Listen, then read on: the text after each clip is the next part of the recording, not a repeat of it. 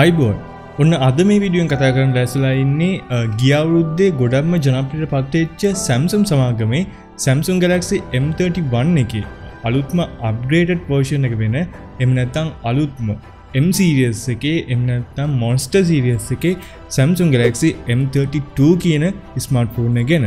ඉතින් මේක මට ලබා දුන්නේ පාන්දුර මයික්‍රෝටෙක් ආයතනයෙන්. ඔයාලට පුළුවන් මෙන්න මේ නම්බර්ස් වලට කෝල් එකක් දාලා මෙන්න මේ ස්මාර්ට්ෆෝන් එක මිලදී ගන්න කොහොමද සහ මේකේ මිල ගන්න කොහොමද වගේ විස්තරයක් දැනගන්න. කොහොම වුණත් මෙන්න මේ Samsung Galaxy M32 ස්මාර්ට්ෆෝන් එක ලෝකේ versions දෙකක් තියෙනවා.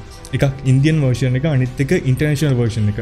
ඉතින් මම දන්න තරමට ලංකාවේ අපිට මිලදී ගන්න පුළුවන් ඉන්නේ මේකේ international version එක. ඉතින් ඔයාලට පුළුවන් මේ ෆෝන් එක මිලදී ගන්නකොට box එකේ යට බලන්න මේකේ made in Vietnam කියලා තියෙනවා නම් මේකේ international version එක තමයි ඔයාලට මිලදී ගන්න පුළුවන් වෙන්නේ. ඉතින් මේකේ Indian version එක සහ international version එකේ වෙනස්කම් කිහිපයක් අපිට තියෙනවා. ඉතින් ඒක ගැනත් අපි මේ වීඩියෝ එක අතරතුර කතා කරමු. කොහොම වුණත් මෙන්න මේ Samsung Galaxy M32 ස්මාර්ට්ෆෝන් එක අද අන්බොක්ස් කරලා මේකේ quick review එකක් තමයි අද මේ වීඩියෝෙන් කතා කරන්න යන්නේ. එහෙනම් වැඩි කතා නැතුව අපි යමු වීඩියෝ එකට.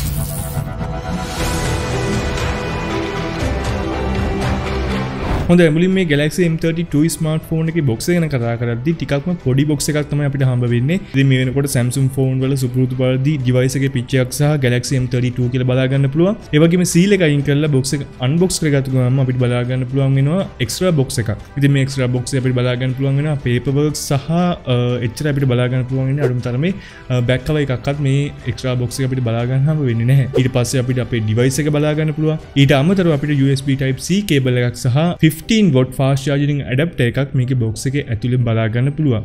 ඒ වගේම අඩියෙම SIM ejecting tool එක බලා ගන්න පුළුවන්. ඉතින් ඔච්චර තමයි අපිට මේකේ box එකේ නම් බලා ගන්න පුළුවන් වෙන්නේ.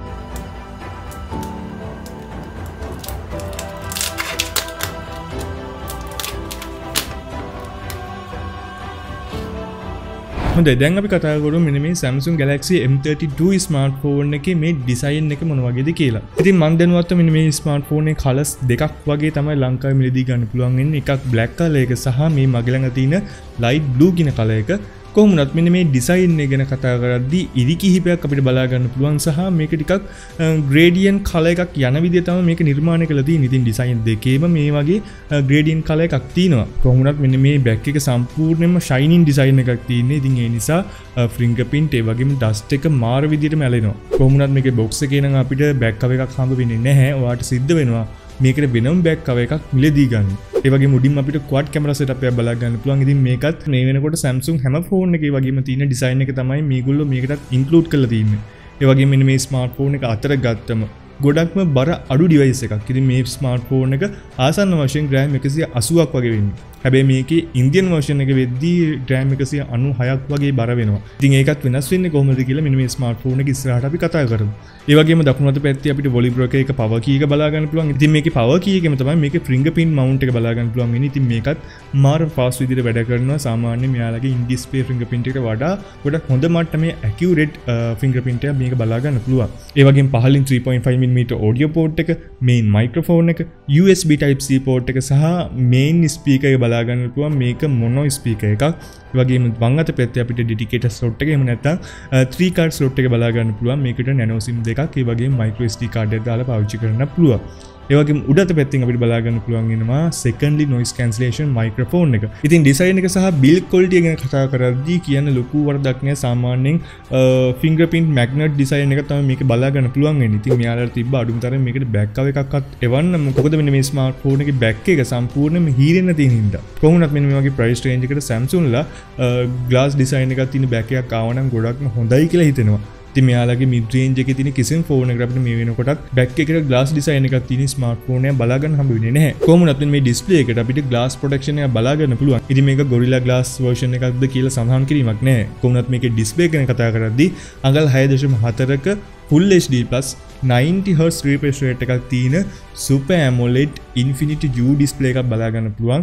ඉතින් ඇත්තටම සතුටු වෙන්න ඕනේ මෙන්න මේ ස්මාර්ට්ෆෝන් එකට හරි Full HD plus panel එකක් දාපු එකට. මොකද මෙන්න මේ price range එක හෝ මීට වඩා වැඩි price range එකේ මේගොල්ලෝගේ release වෙච්ච ස්මාර්ට්ෆෝන් වලට මෙයාලා දුන්නේ HD plus panel. ඉතින් ඒකත් එක බලද්දි මෙන්න මේකට Full HD Plus panel එකක් තියෙන නිසා ගොඩක් හොඳ මට්ටමේ detail එකක් experience කරගන්න පුළුවන්. සහ මේකේ Super AMOLED panel එකක් තියෙන නිසා ගොඩක් හොඳ මට්ටමේ saturated colors ඒ වගේම deep black වගේ දේවල් හොඳටම experience කරන්න පුළුවන් display එකක්. ඒ වගේම Super AMOLED නිසා ගොඩක් හොඳ මට්ටමේ viewing angles පව බලා ගන්න පුළුවන්. ඉතින් කොහොමද ඔය ඇත්තටම display එක target කරලා smartphone එක මිලදී ගන්නවන රුපියල් 60000ට වඩා අඩු price range එකකට මේ smartphone එකට යන්න පුළුවන්. කොහොමවත් මේකේ Super AMOLED panel එකක් තියෙන නිසා always on display පාසුකමක් තියෙනවා. ඒ වගේම මෙන්න මේ display එකේ තියෙන ප්‍රධානම දේ තමයි 90 Hz refresh rate එක. ඉතින් මේ වගේ price range එකකට මේ වෙලකට Samsung ලා හැම phone එකකට වගේම මේ 90 Hz refresh rate එකක් බලා ගන්න පුළුවන්. නමුත් මේ වෙනකොට මේ price range එක අපිට 120 Hz refresh rate තියෙන smartphone එක බලා ගන්න පුළුවන් වෙනවා. කොහොමවත් මෙයාලා 90 Hz වලට වඩා එහාට mid range එක යන්නේ නැහැ. කොහොම වුණත් මේකත් සාමාන්‍ය මට්ටමේ හොඳ high refresh rate එකක් තියෙන smartphone එකක් විදිහට හඳුන්වන්න පුළුවන්. ඒ වගේම 411ක PPI pixel density එකක් තියෙන නිසා ගොඩක් හොඳ මට්ටමේ පුංචි detail පවා මේ smartphone එක experience කරගන්න පුළුවන්. ඉතින් මේ smartphone එක on කරලා අතර ගත්තට පස්සේ මට තේරිච්ච දේ තමයි මේකේ display එකේ හැම front එකක් පවා ගොඩක්ම sharp වැඩ කරනවා. ඒ වගේම මේකේ brightness level එක ගැන කතා කරත් 800 nits වගේ ගොඩක් හොඳ මට්ටමේ brightness level එකක් තියෙනවා. ඉතින් ඒ නිසා ඕනම අවුවක මෙන්න මේ smartphone එක හැම area එකක්ම එකපාර access කරගන්න පුළුවන්. ඉතින් ඒ නිසා මේකේ brightness level එක ඒ වගේම මේකේ viewing angles ගැන කිසිම වරදක් කියන්නේ නැහැ. ගොඩක් හොඳ මට්ටමේ display එකක් මෙන්න මේ smartphone එක බලා ගන්න පුළුවන්. ඒ වගේම මෙන්න මේ smartphone එක 8GB RAM එකක් එක 128GB internal storage එකකින් බලා ගන්න පුළුවන්. ඉතින් 8GB තියෙනවා කියන්නේ ඇත්තටම ගොඩක්ම හොඳයි. මේ වගේ price range එකට ගොඩක් හොඳ මට්ටමේ software experience එකක් ඒ වගේම multitasking වගේ ගොඩක් හොඳට වැඩ කරගන්න පුළුවන්.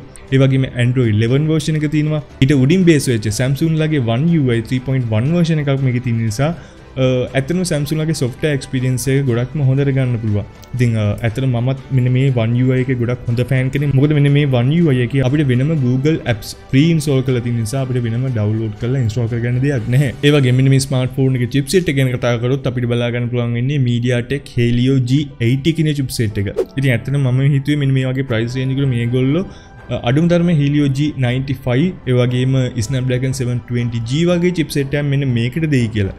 නමුත් මෙන්න මේක අපිට බලා ගන්න පුළුවන් වෙන්නේ සාමාන්‍ය මේ වෙනකොට රුපියල් 40000ට වඩා අඩු price range එක අපිට බලා ගන්න පුළුවන් වෙච්ච smartphone වල තියෙන chipset එකක්.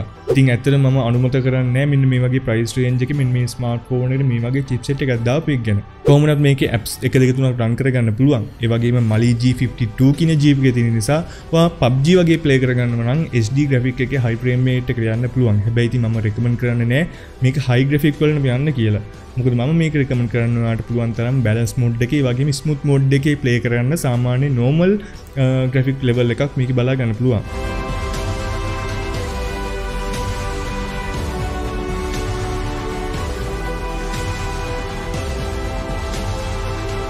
හොඳයි මම මුලින්ම කිව්වනේ මේ smartphone එකේ versions දෙකක් එනවා. එකක් Indian version එක සහ international version එක. එහෙම නැත්නම් Vietnam version එක. ඉතින් මෙන්න මේ smartphone එකේ වෙනස් වෙන ලොකුම දේ තමයි මේකේ battery එක. මොකද මෙන්න මේ smartphone එකේ international version එකේ නැත්නම් මේ මගේ ළඟ තියෙන Vietnam version එක බලා ගන්න පුළුවන් වෙන්නේ 5000 mAh battery එකක්. නමුත් මේක Indian version එකට යද්දී 6000 mAh battery එකක් බලා ගන්න පුළුවන්. කොහොමුණත් මම හරියටම දන්නේ නැහැ මේක Indian version එකේ ලංකාවේ මිලදී ගන්න පුළුවන් වෙනවද කියලා. කොහොමුණත් international version එක නැත්නම් 5000 mAh battery එක සාමාන්‍ය හොඳ මට්ටමේ battery level එකකුත් තියාගන්න පුළුවන්. සාමාන්‍ය මේක super AMOLED තියෙන නිසා dark mode එක වගේ පාවිච්චි කරනවා නම් දවස් එකමාරක් විතර කිසි ප්‍රශ්නයක් නැතුව මෙන්න මේ smartphone එක පාවිච්චි කරන්න පුළුවන්. හැබැයි 90 Hz refresh rate එක පාවිච්චි කරන්නේ නැත්තම්. ඒ වගේම තවත් වෙනස් වෙන දේ තමයි මේකේ fast charging technology එක. මොකද මෙන්න මේ international version එකේ අපිට බලා ගන්න පුළුවන් වෙනවා 25 watt fast charging system එකක්. නමුත් Indian version එක අපිට බලා ගන්න පුළුවන් වෙන්නේ 15 watt fast charging system එකක්.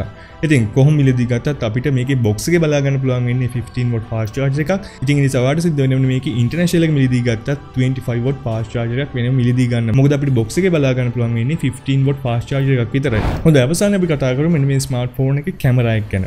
ඉතින් මෙන්න මේකේ back එකේ අපිට බලා ගන්න පුළුවන් වෙනවා main camera quad camera setup එකක්. ඉතින් මේක අපිට බලා ගන්න පුළුවන් වෙනවා 64 megapixel f1.8 aperture එකක් තියෙන wide lens එකක්. ඒ වගේම 8 megapixel f2.2 aperture එකක් තියෙන ultra wide lens එකක් සහ තවත් 2 megapixel macro lens එකක් වගේම depth sensor එකක් බලා ගන්න පුළුවන්. ඒ වගේම 20 megapixel f2.2 aperture එකක් තියෙන selfie cameraවකුත් බලා ගන්න පුළුවන්. ඉතින් මේකේ macro lens එක සහ depth sensor එකෙන් ගන්න photos නම් එච්චරම quality එකක් නෑ. සාමාන්‍යයෙන් detail loss වෙච්ච photo එකක් තමයි බලා ගන්න පුළුවන් වෙන්නේ. නමුත් මේකේ ultra wide lens එක ගොඩක් හොඳ මට්ටමේ dynamic range එකක් සහ ගොඩක් හොඳ මට්ටමේ ඒරියා එකක් කවර් කරනවා. ඉතින් ඒ නිසා මේක අල්ට්‍රා වයිඩ් ලෙන්ස් එක ඇත්තටම ගොඩක්ම හොඳයි. ඒ වගේම 64 මෙගාපික්සල් කැමරාවෙන් ගන්න ෆොටෝස් නම් ගොඩක්ම හොඳ මට්ටමේ ඩීටේල් එකක් තියෙනවා සහ ගොඩක් හොඳ මට්ටමේ ෂාර්ප්නස් එකක් බලා ගන්න පුළුවන්. ඒ වගේම සෙල්ෆි කැමරාවෙත් ගොඩක් හොඳ මට්ටමේ ඩයිනමික් රේන්ජ් එකක් තියෙනවා. ඒ වගේම ගොඩක් හොඳ මට්ටමේ නැචරල් කලර් එකක්. එහෙම නැත්නම් ස්කින් ටෝන් එක නැචරල් විදිහට බලා ගන්න පුළුවන්. ඉතින් ඒ නිසා සෙල්ෆි කැමරාවටත් කියන කිසිම වරදක් නැහැ. ඇවරේජ් මට්ටමේ මේ ප්‍රයිස් රේන්ජ් එකට ගොඩක් හොඳ මට්ටමේ කැමරා එකක් විදිහට හඳුන්වන්න පුළුවන්. කොහොමුණත් මේකේ කැමරා සැම්පල්ස් කීපයක් බලලා ඉන්නේ මේ ස්මාර්ට්ෆෝන් එකේ කැමරා එක මොන වගේද කියලා.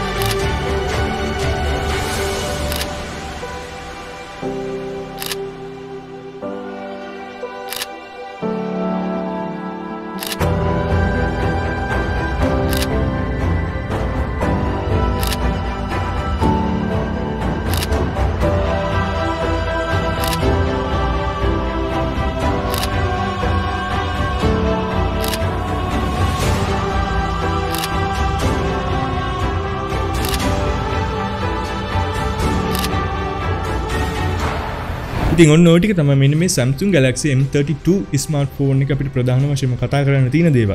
ඉතින් ඇත්තටම මම හිතනවා මෙන්න මේ ස්මාර්ට්ෆෝන් එක කාටද වටින්නේ කියලා ඇහුවොත් ගොඩක් හොඳ මට්ටමේ ඩිස්ප්ලේ එකක් හොයන කෙනෙක්ට ඒ වගේම සාමාන්‍ය ඇවරේජ් මට්ටමේ කැමරා සෙටප් එකක් හොයන කෙනෙක්ට ඇත්තටම මෙන්න මේ ස්මාර්ට්ෆෝන් එක ගොඩක් හොඳයි.